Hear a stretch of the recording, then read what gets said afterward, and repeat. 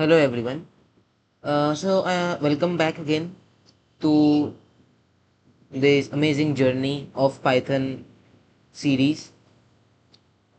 So in the previous video, I have already taught you the data structures like lists and also taught you some list methods, how to access the list elements, how to modify list elements, okay, and what is slicing, how to iterate over lists, what is indexing, what is position, all this, and very useful method, that is list comprehension, which is very efficient to use in Python. Also, I have taught you nested list comprehension. Little bit tricky, but if you understand, then it will be very much easy for you all. So these are the things. I will give you a quick review what we have done or learned till now. So the first is basics of Python, syntax and semantics. What is syntax and semantic? Some rules of syntax, indentation. So what is indentation and what is a single line comment? What is line continuation? How to write multiple statements on a single line? How you can check the type of the variable, and what are data types, different type of data types, okay. What is type conversion? I have already told you, taught you, okay. And there are various rules, some predefined rules to name the variables.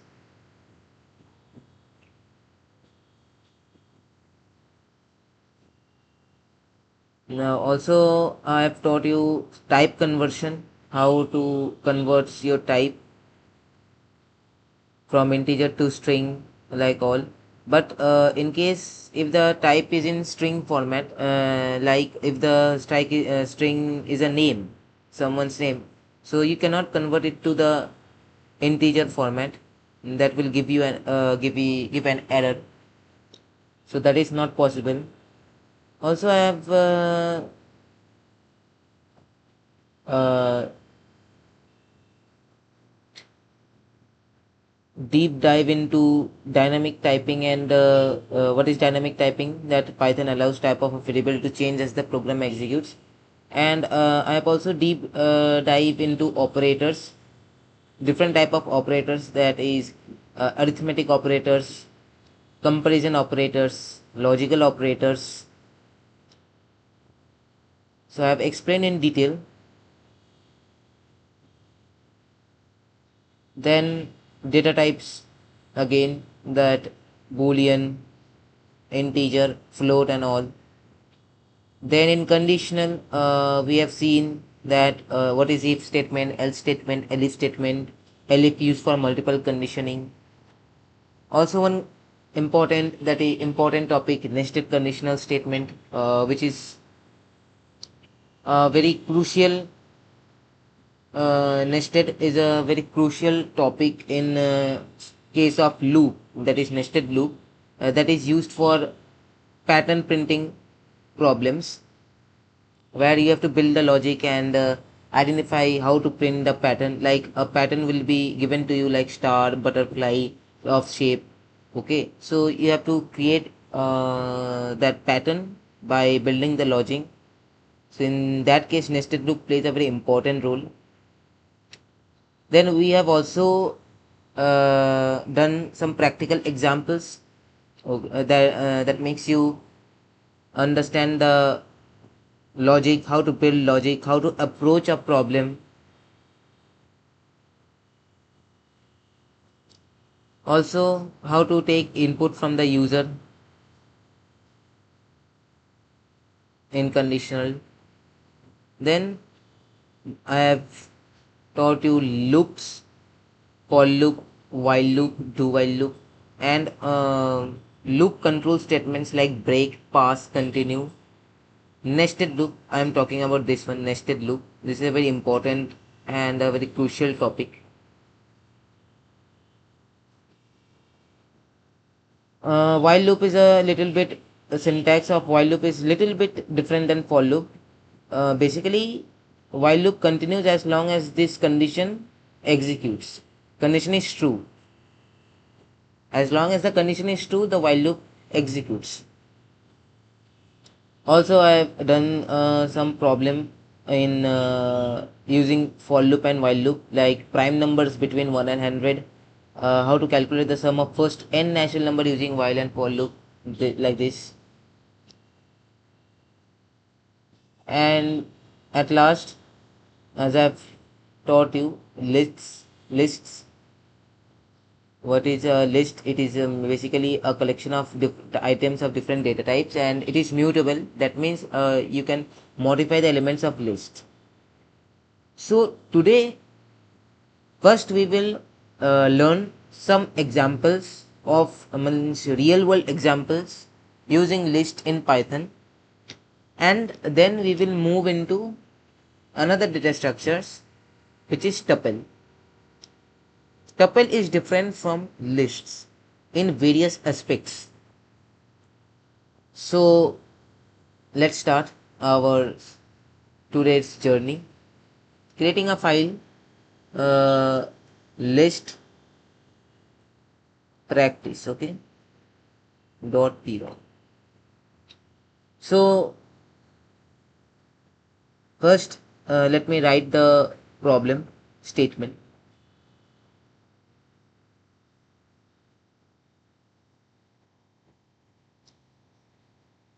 So example 1, or let's say problem 1, okay.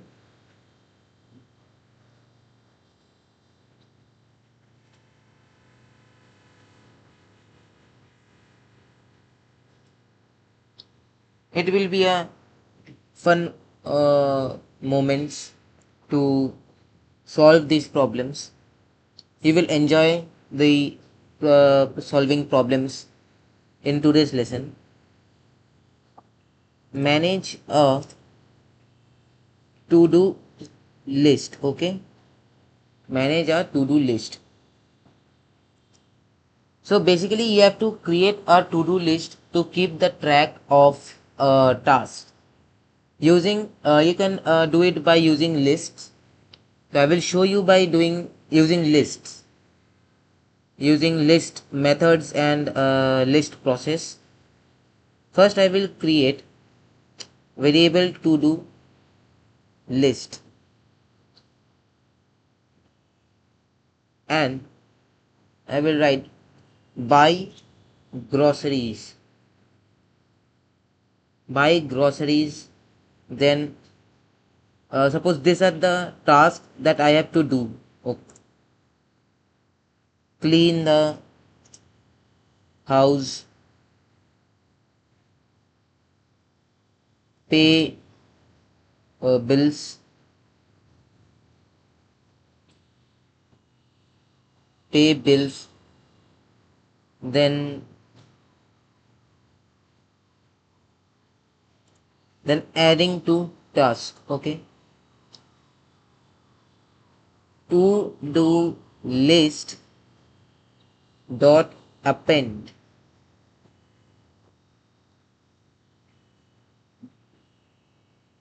Means these are the tasks that I forgot to write in my diary or forgot to do. So later on these tasks are getting added. So in that case I am using the append method. This is an inbuilt method in list, okay. Append basically does what? It adds the new item to the end of the list. So task, like if I say schedule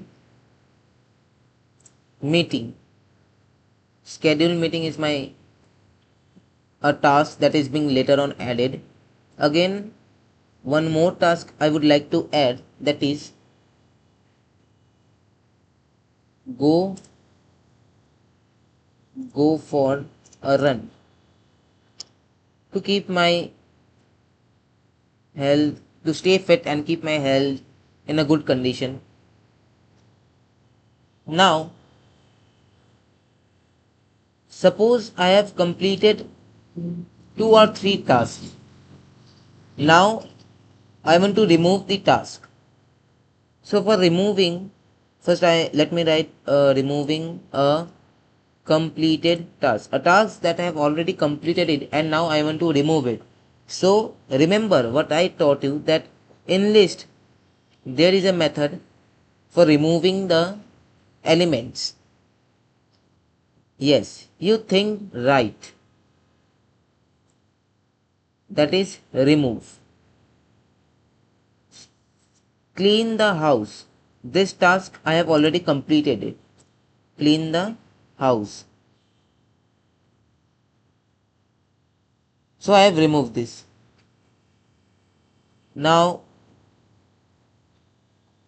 I am checking if a task is in the list. Checking if a task is in the list. Now if pay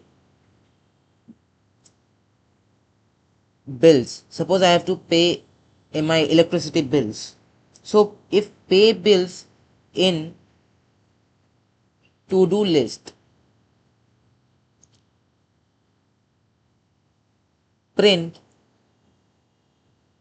let's say uh, don't forget to pay the, let's say, utility bills. Okay,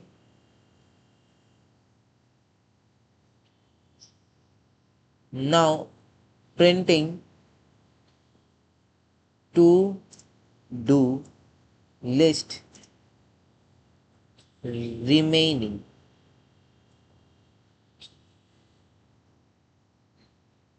For let's say task, I create a variable task in to do list, print. Now in this line I have printing the comment in a printing a line in a double inverted comma, so it will print. Now there is one another method in printing, that is f, using f method, f strings. How to use that? If I write f inverted comma then hyphen in bracket the thing that I want to print, suppose task I want to print, so writing the task in a curly bracket. This f string method in print helps you to print the thing that you wanted in a very organized manner, and you can print multiple things using in a single line without using any comma or nothing, but in a inverted commas. And remember that the thing that you want to print, you have to always give inside a curly bracket, then only it will get printed. So basically what I have done, that I have created a list which is named to do list and added the items. Now I want to add more to tasks that I want to complete. So I have created a list method or applied the list method, that is append, and schedule meeting I have, it has been added to the list. Again go for a run, this task is also added to the to do list. Now suppose I have completed a task and I want to remove it. Using the list method, I have applied the list method remove to remove a task that I have completed. So clean the house task is completed. I have removed that. Now if there is any task in the list, checking that if there is a task in the list, suppose pay bills is in to do list, so it will give me a reminder that don't forget to pay the utility bills, else it will print to do list remaining. Okay, now for task in to do list I have created a for loop, task in to do list. So This is nothing but iterating over a list. The concept that I taught you in the previous lessons lists topic inside list topic, iterating over list. So task, this word task, I have created a variable task. You can also write v for elements in to-do list or I in to-do list. So I have written for task in to-do list. In to-do list means it will go inside this list, and the task means cursor will iterate over through this all item one by one, and it will print the task. So if I run, you will see that don't forget to pay the utility bills. To-do list remaining, buy groceries, pay bills, schedule meeting, go for a run. So this is the remaining to-do list. And suppose I forget something some task to do which are already recommended in my to-do list.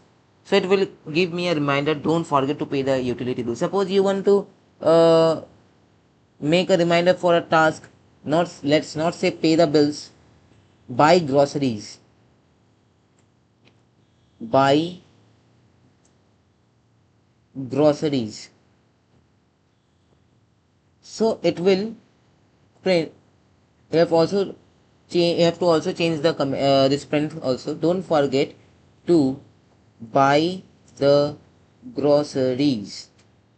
Now if I again run it, you will see that don't forget to buy the groceries. I have put it a reminder. And what are the remaining? Buy groceries, pay bill, schedule for a meeting, and go for a run. You can see that clean the house is not in my to-do list remaining. Why? Because already I have completed it, and hence I have completed the to-do list. It is removed. To remove, I use the list list method remove function. Okay. So for undo, there is a shortcut Control Z. Suppose I want to set the reminder, pay bills, and don't want to change the task, so I undo it. Okay. So new thing that you have learned from this one is F string method to print. You have applied the list methods to create this to-do lists. Append and remove to list method is being used. And another, you have revised the concepts of iterating over the list.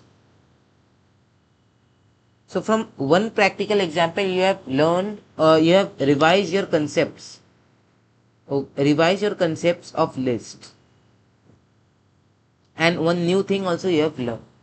So practicing problems will help you to build logic in a real time.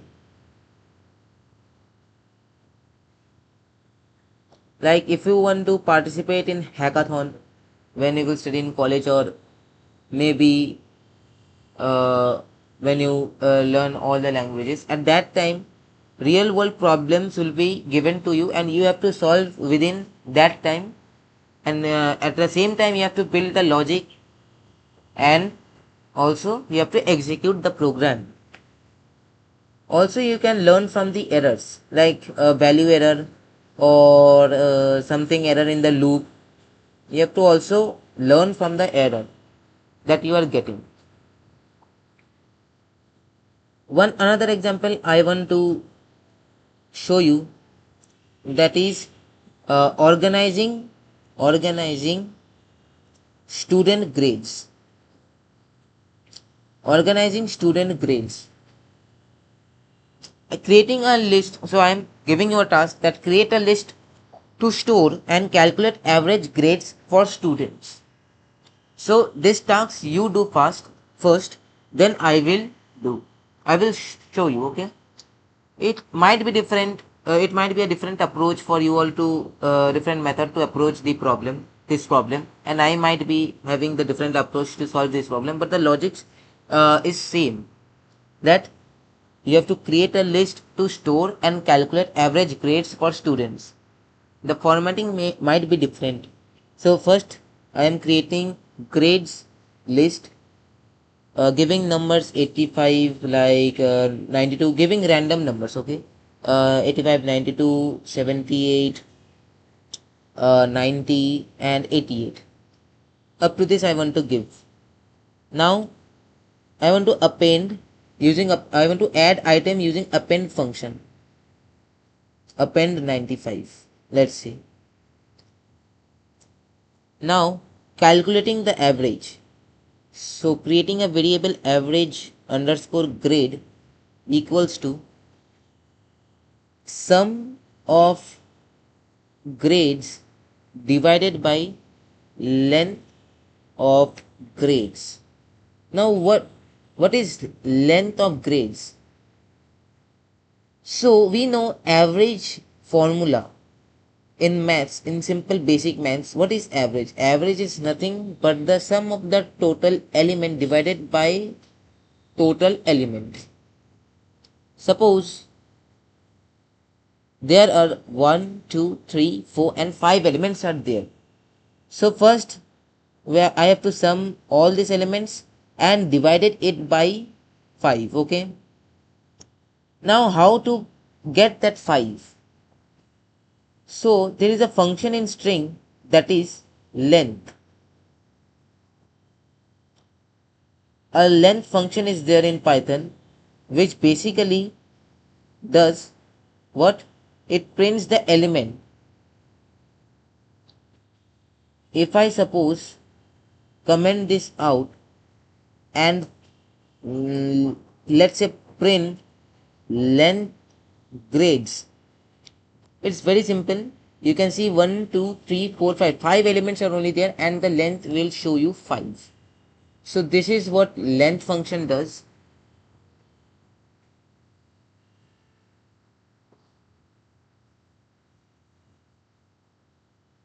Again I am removing the comments. So this is what length function does. So automatically sum grades, sum is a function, inbuilt function which will add the addition of the all elements and dividing it by length of grades, that automatically there will be 5. Okay, inbuilt function, all are inbuilt function. And don't worry, I will give a list of inbuilt function. That will be easier for you, that all the items will be in one place and it will be easier for you to memorize and remember. Or if you for sometimes if you are the things are out of your mind, you can go through or quick revise that sheet. I will give you a sheet where there will be all the inbuilt functions. Point 2. So average grade, printing average grade, do not focus on this, it's a basic thing, but I don't want to say right now. I will later on make you understand this. Now f string I have created and average grade is being written in this format. Okay, now I want to find the highest and lowest grades. Till here the question's answer is gets an N, but to add more further details, suppose organizing student grades, now I have printed an average grade. Now I want to know the highest and lowest grades. How to know that? To know that, first I will create a highest grade variable equals to inbuilt function again max. Max is another inbuilt function. Highest grade means I want to check the maximum grade.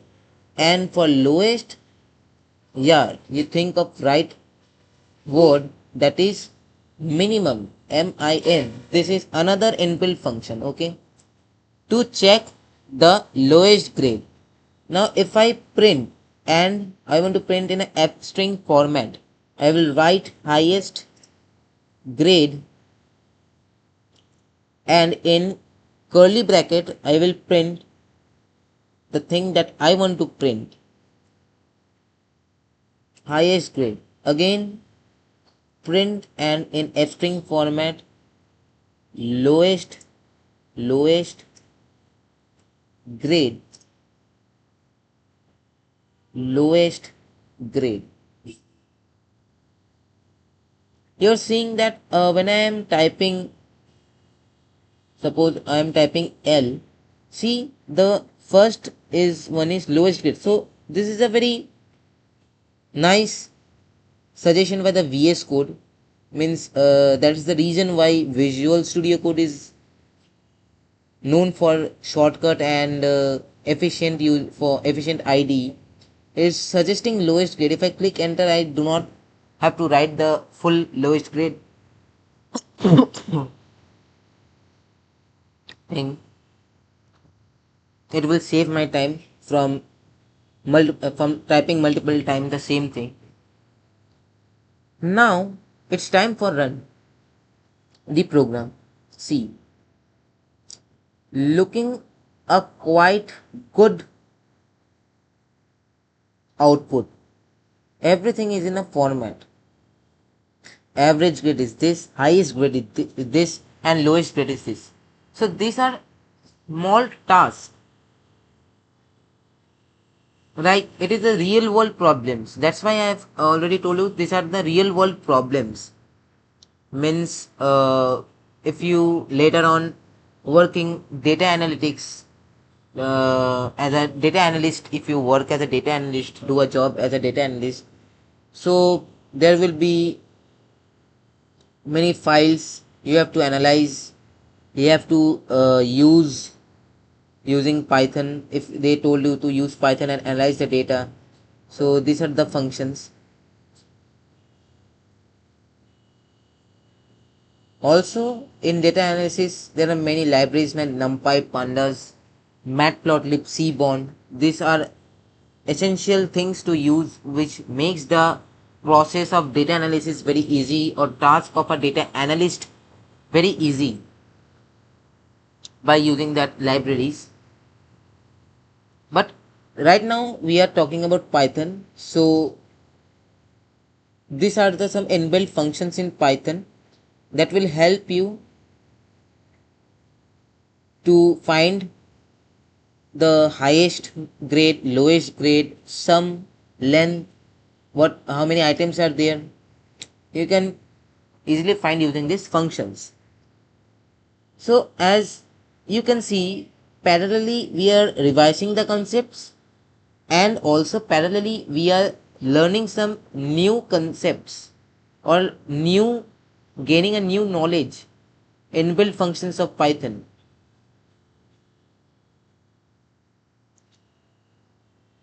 So this is the power of practicing problems. You always gain some new knowledge when you practice different type of variety of problems, diversity of problems, not practicing the same problem like taking the user input, doing subtractions, then again one problem taking the user input, doing addition. No, not like that.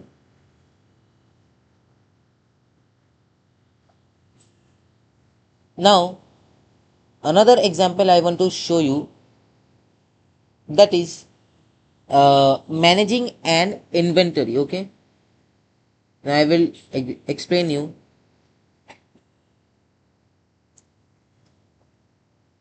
Managing an inventory.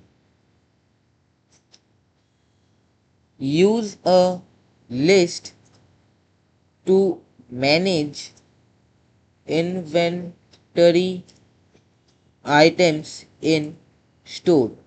You are given a task to manage the inventory item in a store using list. Okay, how will you do that? How will you proceed? First thing, okay, as you see the problem, do not quickly jump to writing the code and creating variable. No, first create a little roadmap on your mind, build a logic, then proceed with the program. This is the steps to proceed, or let's say approach, a better word, approach towards the problem.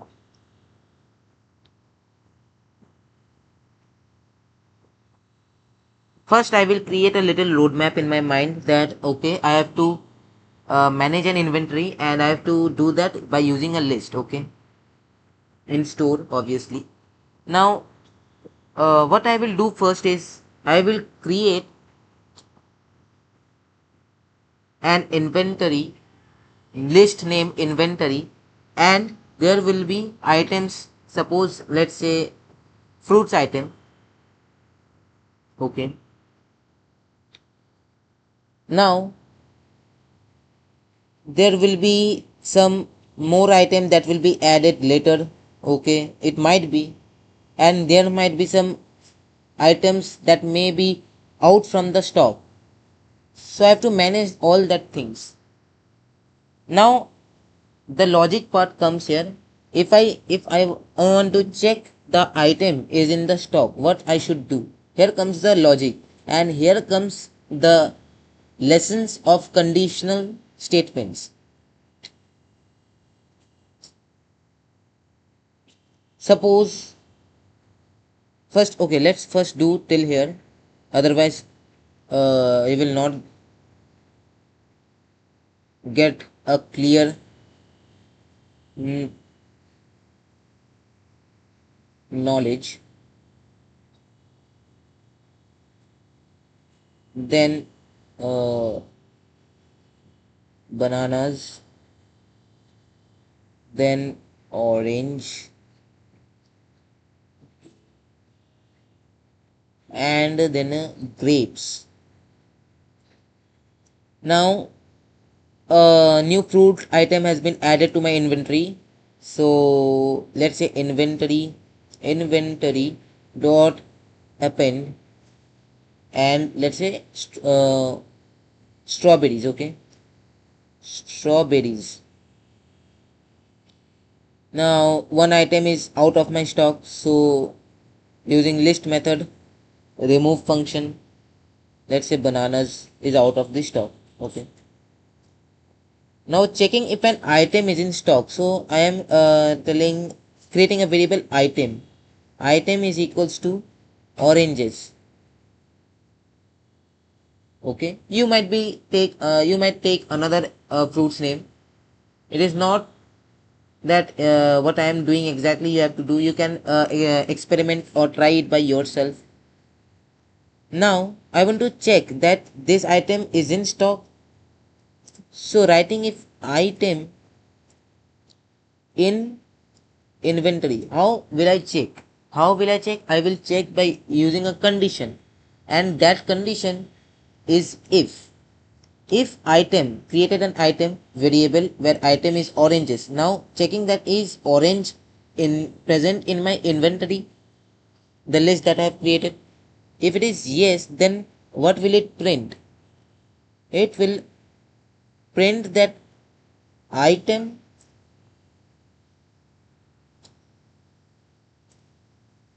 are in stock.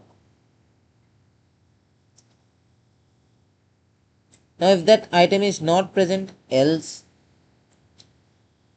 print f string in f string format, item are out of stock, okay. Now finally I am printing the inventory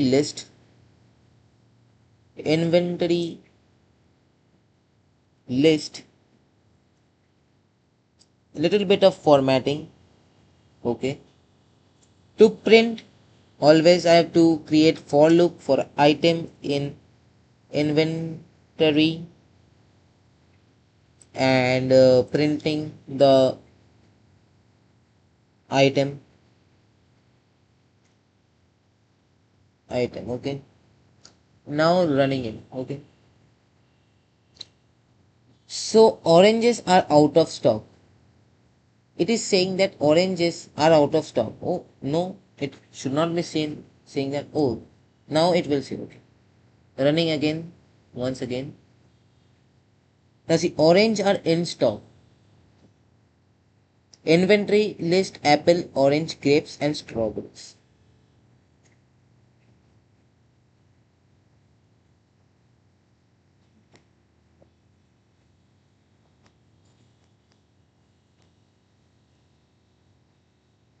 So this is what managing an inventory problem. First, create a little roadmap. Think what should be the process, steps after steps I would to proceed with.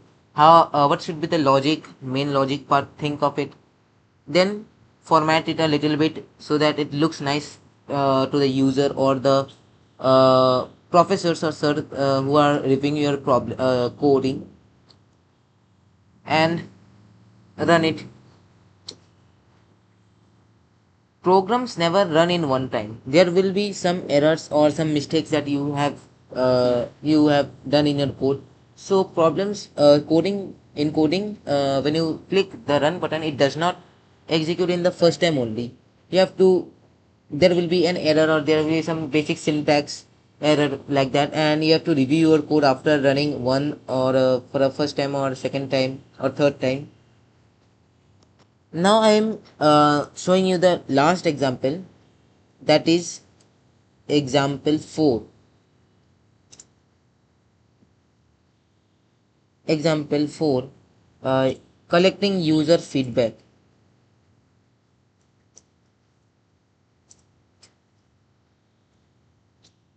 You have to use a list to collect and analyze the user feedback. Basically, you have to do the analysis of user feedback. So how to do that?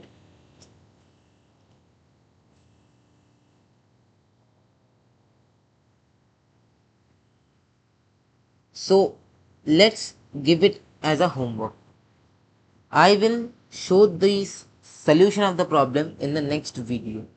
So do it as a homework. Okay, first try yourself, otherwise I will show it you in the next video. So this is all about list practice. Now we have learned or done 3 problems and variety of problems. Now we will move into another data structure which is known as tuples. Tuples. So what are tuples? Tuples are ordered collection of items as lists, but it is not unlike lists because tuples are immutable. That means we cannot modify the elements that are present in the tuples. And they are similar to lists, but they're immutable. That immutability makes them different from list. We cannot modify the elements in the tuples later if it is stored. So we cannot modify laterally the elements in the tuples. So how to create a tuple? First difference between list and tuple is that list we have seen a square bracket, but tuple is usually shown with a round bracket. This is an empty tuple. Now if I print empty tuple and print what's the type of this empty tuple variable, you will see when I run it, you will see that the type is class tuple and this is called empty tuple. Now if I create a list here,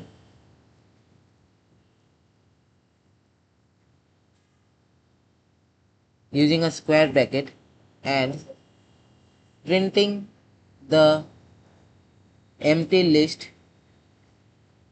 then printing the type of empty list. See, this is an empty tuple, this is empty list. The first one is tuple and second one is list. Data type is list. So this is a basic introduction of tuple. Now proceeding further into this lessons or deep diving into this concept. So creating a tuple numbers equals to how to create a tuple. First one I have shown you that you have to use round brackets. But another method to creating tuple is writing the word tuple, bracketing it and square, or reverse the process. First create list, then giving integer like 1 2 3 4 5 6, and now converting into tuple. So now the numbers is a tuple. Now if I print numbers, you will see that it is getting executed in a tuple format. Again, if I convert the tuple into list, simply I will write the keyword list and a round bracket giving it numbers. It will print the list. First one is tuple, second one is list. So again, this one is revising the previous concepts, type conversion. You can convert the list into tuple and tuple into list using this keyword which is already predefined in our Python language. Now tuple can also contain different data types, collection of items, ordered items, and different data types like list. I'm creating a mixed tuple, entering a int data type, or then entering, let's say, hello world, a string data type, entering 3.14 float data type and a boolean data type also. Now printing the mixed tuple. So this is a mixed tuple, you will get to see when it executes. Yeah, giving it a round bracket first. Yeah, this is a tuple. Now how to access the tuple elements? Suppose this is my mixed tuple, or numbers. Let's say numbers is my mixed tuple. Okay, this is numbers and numbers is my mixed tuple. So how to access? Suppose I want to access, print the number 3. So I will simply write print and numbers square bracket. Now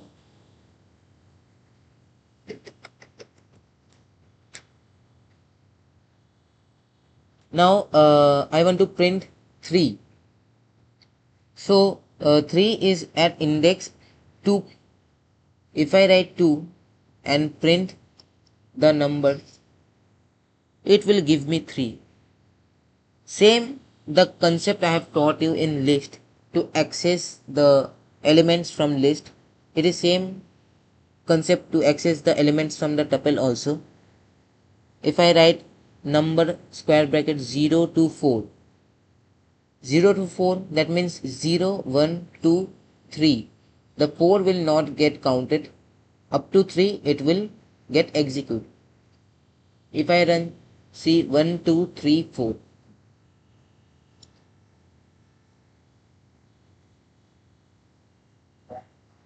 again reversing the tuple. For reversing the tuple, you tell me how to do that. Yes, colon colon minus 1, that's the right thing that you have said to reverse the tuple. Now we will dive into some tuple operations.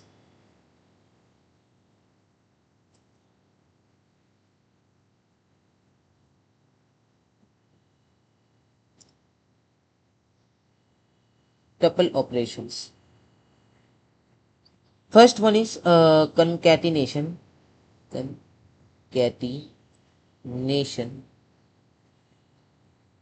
concatenation of tuple.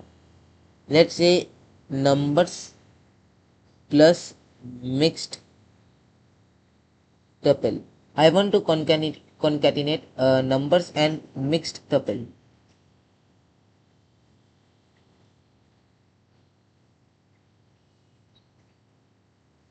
Now printing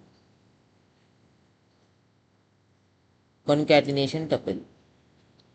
If I print this, you will see up to this 1 2 3 4 5 6, my tuple is up to here is number tuples. Then one comma and one hello world 3.14 and true. This is another tuple, that is mixed tuple. So both gets merged using the symbol plus. So this is a tuple operation.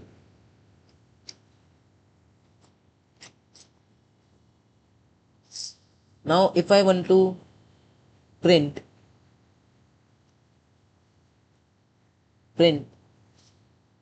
mixed tuple twice. If I want to print the mixed tuple 3 times, so I should write mixed tuple and asterisk symbol and 3.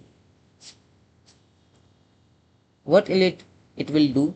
It will print the mixed tuple 3 times. First hello world, first this up to here is first time, then second time, and then this is the third time. So this is one another operations of tuple.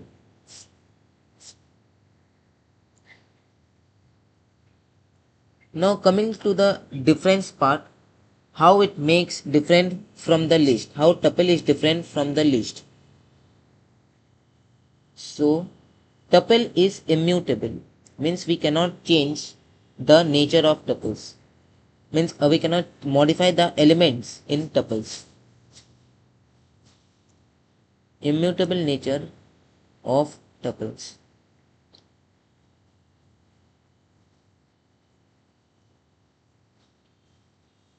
Their elements cannot be changed once they are assigned. I am showing you the difference. If I create a list and enter something digits, random digits, integer data types 1 2 3 4 5 and printing list, then modifying a list element, let's say I want to modify the index of one position and change it to a name, let's say Rahul, and printing the list after it gets modified. So if I run this, you will see that 1 2 3 4 5 the previous list, and once it gets modified at index position 1, the 2 becomes a string data type Rahul. Now if I want to do the same task with tuple, you will see the difference. So again, creating or with my previous tuple only I want to modify that. If I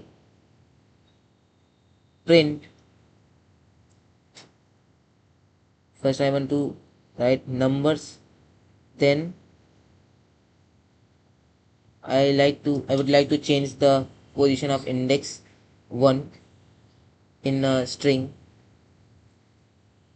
same name Rahul, and printing the numbers tuple again after it gets modified.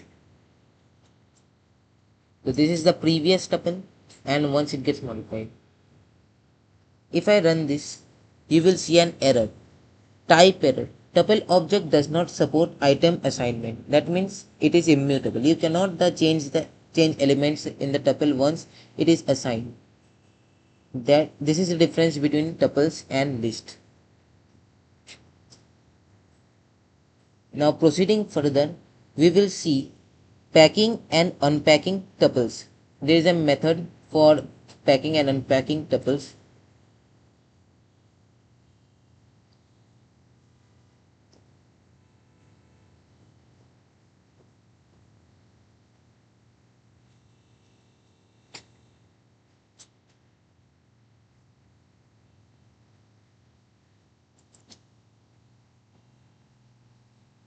creating a packed tuple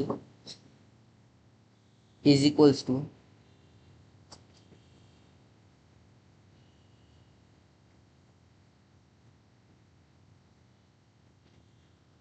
1 comma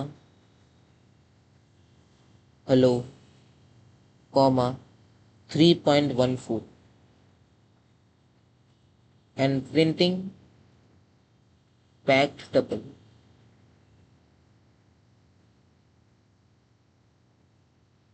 If I run this, you will see automatically it gets inside a bracket. It is in a tuple format.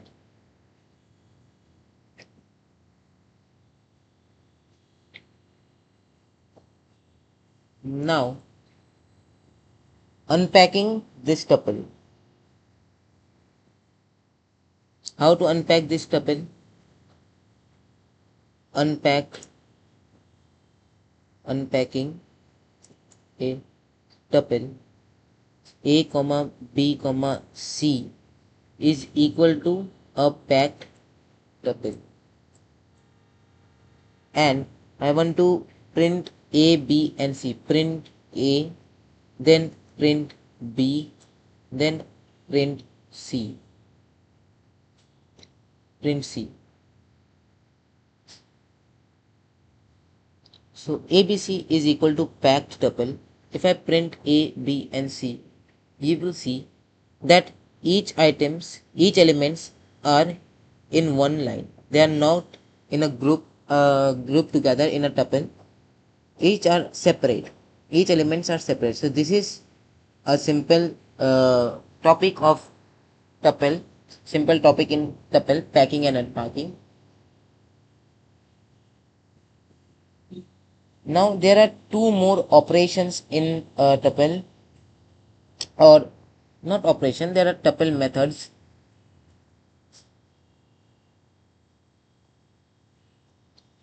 Tuple methods.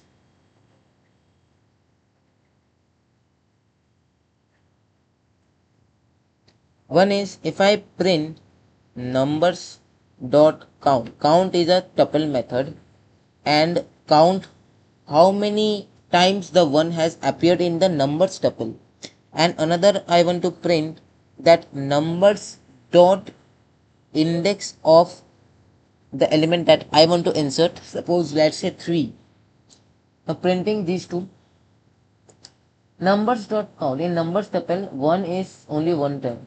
If I write another one and again printing it, you will see 2. 1 is repeating 2 times. So that's why it is counting 1 2 times. Okay. I have again undo it, and 1 is at 1 time. Now index of 3. 3 is at index 0, 1, 2. So in index of 3 is 2. So these are the two methods of tuple.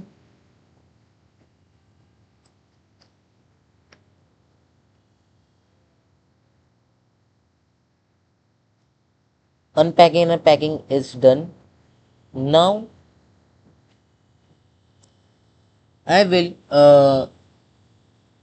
proceed or moving into a topic again, nested tuple.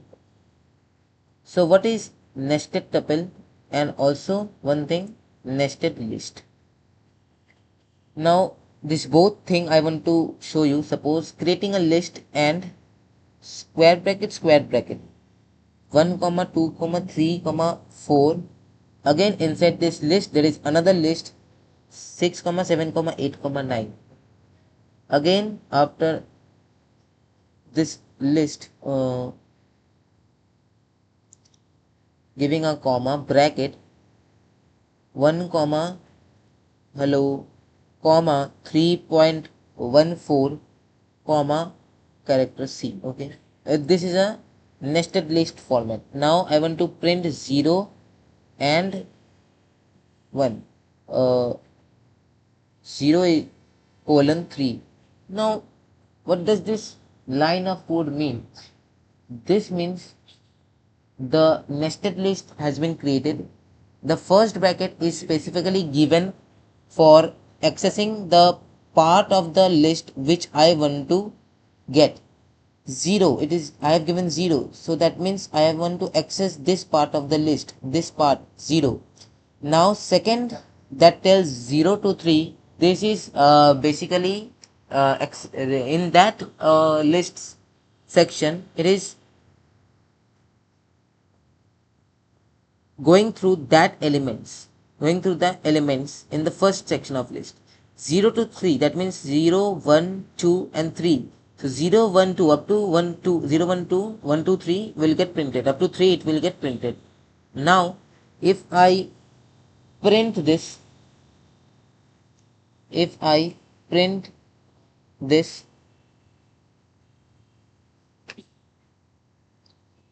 you will see 1, 2, 3 is getting printed. So this is nested list. Now nested tuple, I want to show you nested tuple. It is same like the same like the nested list method. Creating a nested tuple, 1 comma 2 comma 3, then comma, only the difference is it is round bracket. So a comma b comma c.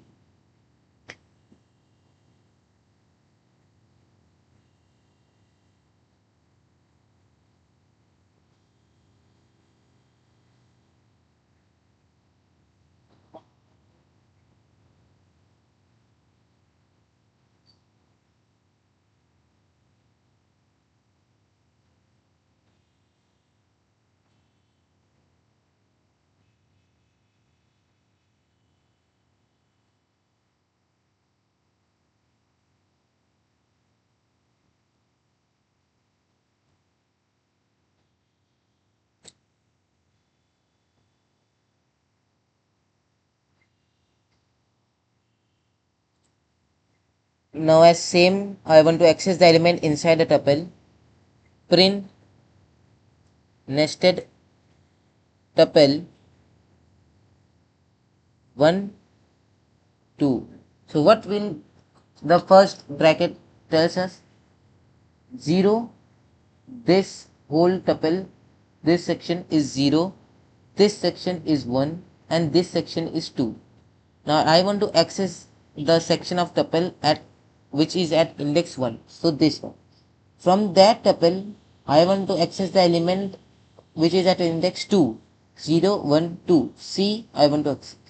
The C letter I want to access, so I am writing 2, and once I print, you will see that letter C is being printed. This is how a nested tuple and nested list is created, and this is the method to access the elements from nested tuple or nested list. Now in conclusion, I want to tell how to iterate over nested tuple.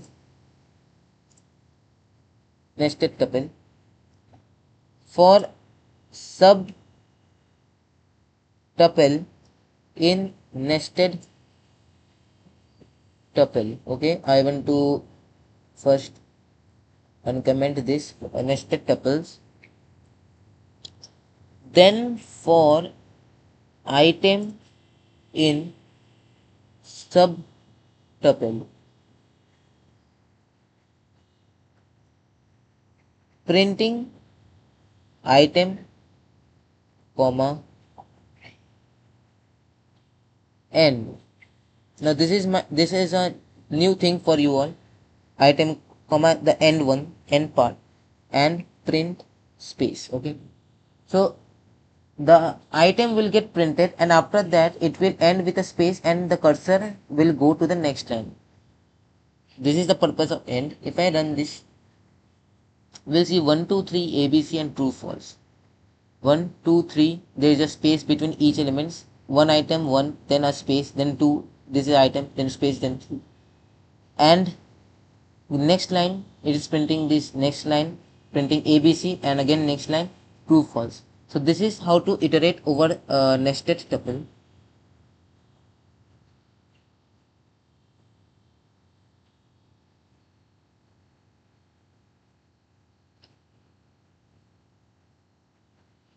So in conclusion, I would like to tell that tuples are versatile and useful in many real world scenarios where an immutable and ordered collections of items is required.